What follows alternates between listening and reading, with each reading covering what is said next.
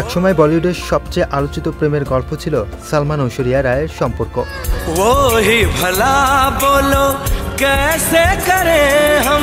1999 সালে মুক্তিপ্রাপ্ত হাম দিল দে চুকে সনম সিনেমার শুটিং সেট থেকে শুরু হয় তাদের প্রেম। তবে সেই সম্পর্ক প্রায় 3 বছরের মাথায় ভেঙে যায়। বিচ্ছেদের পর কেটেছে বহু বছর, কিন্তু আজও সমালোচনায় রয়ে গেছে সেই সম্পর্ক ভাঙ্গনের কাহিনী।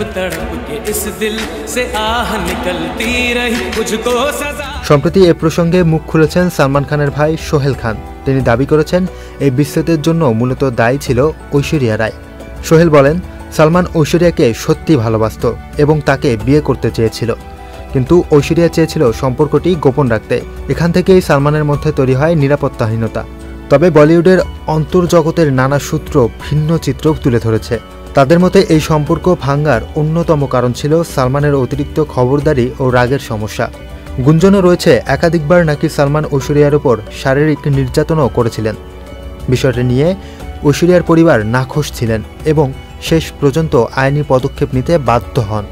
হয়তো আজও সালমান তার হারানো ভালোবাসার মায়া ভুলে উঠতে পারেননি বলেই চিরকুমার রয়ে গেছেন। Mun Chowdhury, Channel I. কেসারেন শেকড় থেকে শিখরে।